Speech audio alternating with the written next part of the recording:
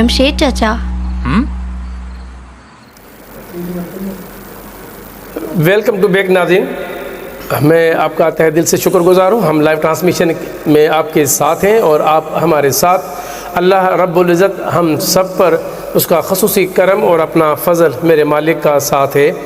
आप एक बाबरकत रूहानी महफ़िल, आप रहमत रमज़ान लाइव ट्रांसमिशन देख रहे हैं और मेरे साथ मेहमान जो मेरे आज के इरफ़ान अली, फ़कीर इरफ़ान अली निज़ामानी साहब, यकीन जानिए आज बहुत प्यारी महफ़िल हो रही है और दोस्त फरमाइश भी कर रहे हैं। और ज़ोहेब हुसैन ने भी फरमाइश की है, तुझे होंदे भी मां हिकिड़ो हो जा इरफ़ान फ़कीर, या फरमाइश तव्हांखे त पोइ तव्हां ॿुधाइजो। ऐं बिल्कुलु अदा अवां जी फरमाइश बिल्कुल पूरी थींदी जी। जो भी फरमाइश करेंगे उन सब दोस्तों की फरमाइश पूरी की जाएगी। वो रब्बे मोहम्मद का था ख़ास करम जिसने, वो रब्बे मोहम्मद का था ख़ास करम जिसने आलम नया दिखलाया सरकार के कदमों में।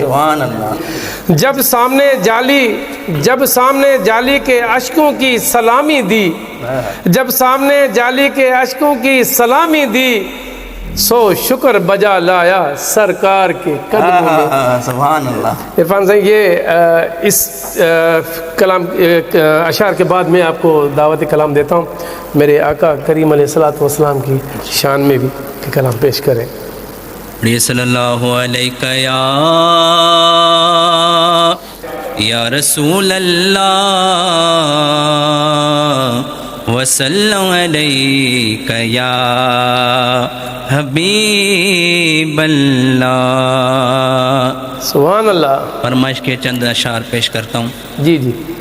ओ तुझे हूंदे बेमांग हिकिड़ो हुजा, अल्लाह मिट पूरे वञन तब पहुँच जाओ मिठा मुखे अमलन जो कोने आसरो, आसरो वो सोना मुखे अमलन जो कोने आसरो है।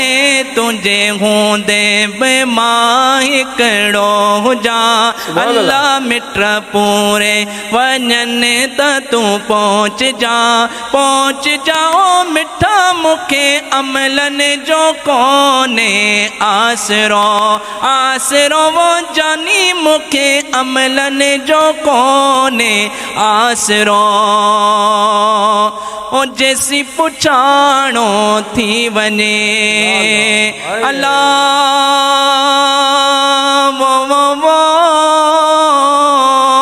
जैसी पुछाणो थी वञे, तैसी ॿटे कलाक तू तरस जा सोना, तैसी ॿटे कलाक तू तरस जाओ मिठा मुखे अमलन जो कोने आसरो, आसरो वो सोना मुखे अमलन जो कोने आसरो। ओ मुझो मोहम्मद मुस्तफ़ा अल्लाह वो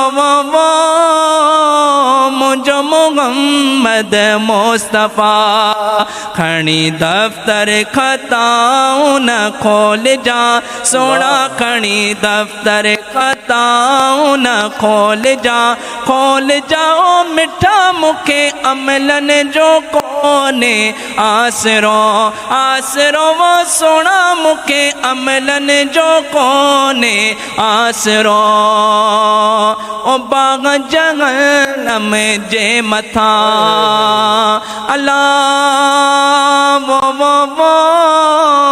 बाग जहन्नम जे मथा, राणा रहमत जी बूंद थी बरस जा, राणा रहमत जी बूंद थी बरस जाओ मिठा मुखे अमलन जो कोने आसरो, आसरो वो सोना मुखे अमलन जो कोने आसरो है। तुझे हूंदे बेमां हिकिड़ो हुजा, अल्लाह मिट पूरे वञन त तू पहुँच जाओ मिठा मुखे अमलन जो कोने आसरो।